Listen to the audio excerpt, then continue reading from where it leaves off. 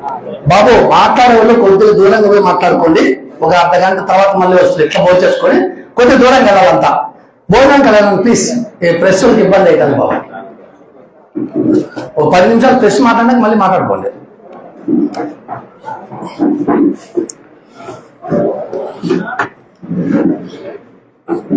Okay, అందరికీ నమస్కారం. Media మిత్రులందరూ కూడా, రాష్ట్రంలో దుర్మార్గ ప్రభుత్వం గద్దె దిగి మంచి ప్రభుత్వం, ప్రజాప్రభుత్వం, ఎన్డీఏ కూటమి ప్రభుత్వం ఏర్పాటు కావడం శుభపరిణామం. ఈ కూటమికి తరఫున ముఖ్యమంత్రిగా ఎన్నికైనటువంటి శ్రీ నారా చంద్రబాబు నాయుడు గారికి, అదేవిధంగా గౌరవనీయులు శ్రీ పవన్ కళ్యాణ్ గారు ఉప ముఖ్యమంత్రి గారికి ధన్యవాదాలు తెలియజేసుకుంటున్నాం.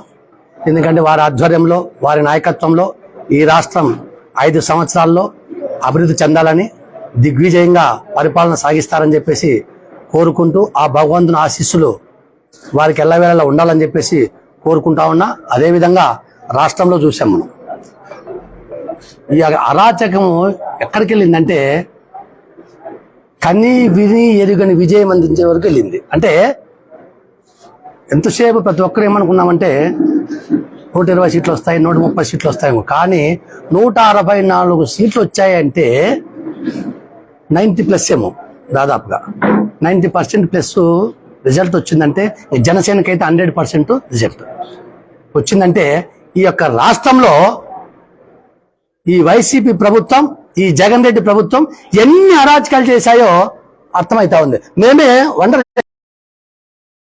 వీళ్ళ అరాచకము అసలు మేము కూడా ఊహించినటువంటి ఫలితాలు వచ్చాయి.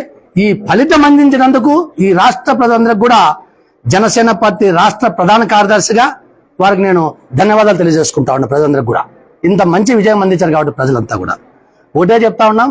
ప్రజలు పవన్ కళ్యాణ్ గారి మీద, చంద్రబాబు నాయుడు గారి మీద ఎంతో నమ్మకం ఉంచారు, ఎంతో బాధ్యత ఉంచారు.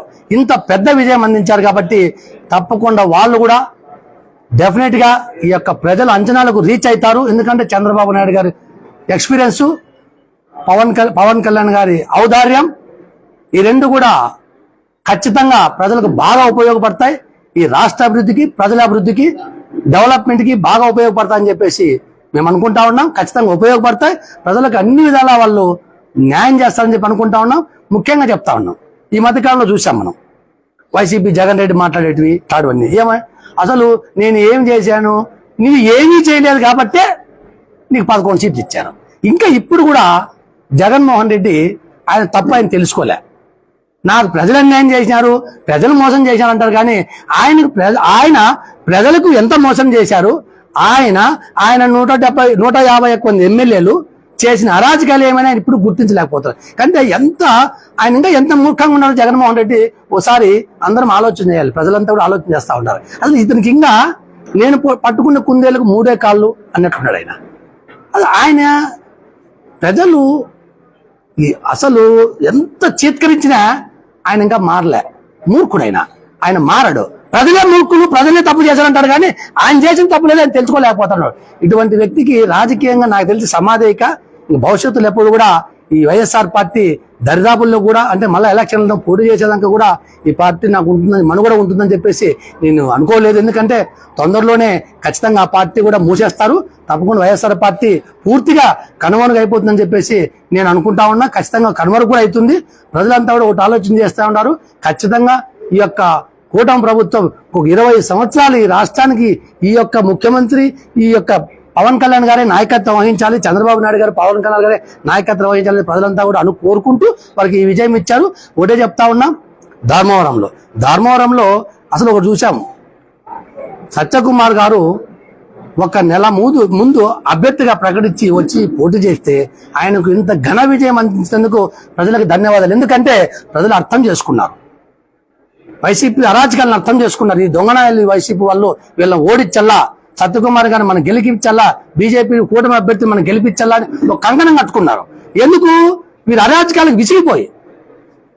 తప్పకుండా ధర్మవరం ప్రజలకు కూడా నేను, ఎందుకంటే వారిని ముఖ్యంగా ధర్మవరం పట్టణ ప్రజలకు, మా ఊరు మా సొంతూరు గర్వంగా చెప్పుకుంటాను. నేను వెళ్తే విజయవాడ వెళ్తే మా జనసేన పార్టీ వాళ్ళు ఏమన్నారు తెలుసా? నిజంగా వాస్తవం చెప్తున్నా. మధుసూదన్ రెడ్డి గారు మీకు హ్యాట్సప్ సార్, మీ ఊరే కూటమి అభ్యర్థిని గెలిపించింది, మీ ధర్మవరమే గెలిపించింది. మీ ధర్మవరమే లేకుంటే కూటమి అభ్యర్థి ఇబ్బంది పడేవాళ్ళము. మీ ఊరు నువ్వు అనేవాళ్ళు ఎప్పుడు మా ఊరు ధర్మవరం, ఖచ్చితంగా ధర్మవరంతోనే మేము గెలుస్తాం, ధర్మవరంతోనే నేను చాలాసార్లు అన్నా. నేను వైసీపీ వాళ్ళు ఆ ఊర్లో ఈ ఊర్లో దౌర్జన్యం చేస్తారంటే ఆ ఊర్లో చేసినా మా ఊర్లోకి వస్తే కొట్టుకొని పోతాయా అని చెప్పేవాడిని నేను. యాక్చువల్గా అది మామూలుగా నేను గత 3 సంవత్సరాలు ఇదే చెప్తా అంటే మా జనసేన పార్టీ నాయకులు చెప్తే వాళ్ళు ఎంత చెప్పారంటే, మీరైతే ఎందుకు చెప్తా అంటే మేము ఏదో అనుకున్నాం, కానీ ఈ రోజు మీరు చెప్పిన మాట అక్షర సత్యమైంది అని చెప్పేసి వాళ్ళు చెప్తా ఉంటే మా ధర్మవరం ప్రజల గురించి, మా ధర్మవరం పట్టణ ప్రజలకు నాకు ఎంతో ఆనందం వేస్తా ఉంది. తప్పకుండా చేస్తా ఉన్నాం. ధర్మవరం నియోజకవర్గాన్ని అభివృద్ధి చేసే విషయంలో సత్యకుమార్ గారితో, పరిటాల శ్రీరామ్ గారితో ఖచ్చితంగా సమన్వయం చేసుకుంటాం. అదేవిధంగా ముఖ్యంగా ధర్మవరం పట్టణాన్ని కాపాడుకునేందుకు, ధర్మవరం పట్టణాన్ని అభివృద్ధి చేసుకునేందుకు అన్ని విధాల మేము ఖచ్చితంగా వారితో సహకరించి వారితో కలిసి పనిచేసి ఈ ఊరిని డెవలప్ చేసుకోవాలని నా కళ, నా కోరిక. ఈ యొక్క చేనేత వ్యవస్థను మనం డెవలప్ చేసుకోవాలని చెప్పేసి నా ఆకాంక్ష, నా కోరిక. ఖచ్చితంగా ఈ 5 సంవత్సరాల్లో అది నెరవేరుస్తాం. ఖచ్చితంగా ధర్మవరం ప్రజలను ఆదుకుంటాం. అదేవిధంగా ఈ యొక్క నియోజకవర్గంలో ఎక్కడైతే మా పవన్ కళ్యాణ్ గారు ఖచ్చితంగా ఇప్పుడు మాకు జనసేన పార్టీలో 3 మంత్రులు ఇచ్చారు. ఆయన మా అధ్యక్షుడు పవన్ కళ్యాణ్ గారు డిప్యూటీ సీఎం అయ్యారు. మాకు ఖచ్చితంగా పంచాయతీరాజ్ మంచి శాఖలు కేటాయించారు. ముఖ్యమంత్రి గారు కూడా మా అధ్యక్షుడు గారికి ఉప ముఖ్యమంత్రితో పాటు మంచి శాఖలు ఇచ్చారు. ఖచ్చితంగా గ్రామీణ రూరల్ డెవలప్మెంట్ శాఖ కూడా వచ్చింది. ఖచ్చితంగా ధర్మవరం నియోజకవర్గంలో ఉన్నటువంటి అనంతపురం ఉమ్మడి జిల్లాతో పాటు ధర్మవరం నియోజకవర్గం మీద ఖచ్చితంగా ఆయనకి ప్రత్యేకమైనటువంటి అభిమానం. ఎందుకంటే ఇక్కడ చేనేత వ్యవస్థ ఉంది, ఇక్కడ అగ్రికల్చర్ ఎక్కువ ఉంది. కాదు ఇక్కడ రోడ్లు బాగా ఇంతకుముందు ఆయన దృష్టి తీసుకెళ్ళాం. రోడ్లు చాలా దుస్థితి బాగలేదు.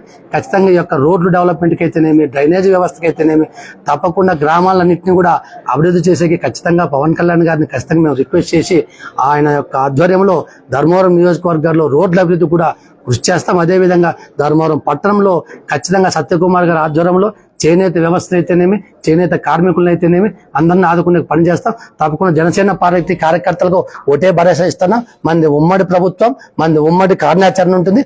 ఎవరు కూడా మీరు ఆందోళన చెందాల్సిన అవసరం లేదు. ఖచ్చితంగా మనము మన యొక్క కార్యకర్తలకు ఏ విధమైన న్యాయం చేయాలో మన కార్యకర్తలకు మనకు వచ్చే 30% భాగస్వామ్యం ఖచ్చితంగా అన్ని పదవుల్లోనూ అన్ని దానిలోనూ ఖచ్చితంగా వారిద్దరితో అంటే వారి యొక్క మిత్రపక్షాల అభ్యర్థుల నాయకులైన వాళ్ళిద్దరితో కూడా సమన్వయం చేసుకుంటూ జనసేన పార్టీ ప్రతి కార్యకర్తకు 5 సంవత్సరాల లోపల దాదాపుగా 2 సంవత్సరాలకే ఫుల్ఫిల్ చేయాలనుకుంటున్నా.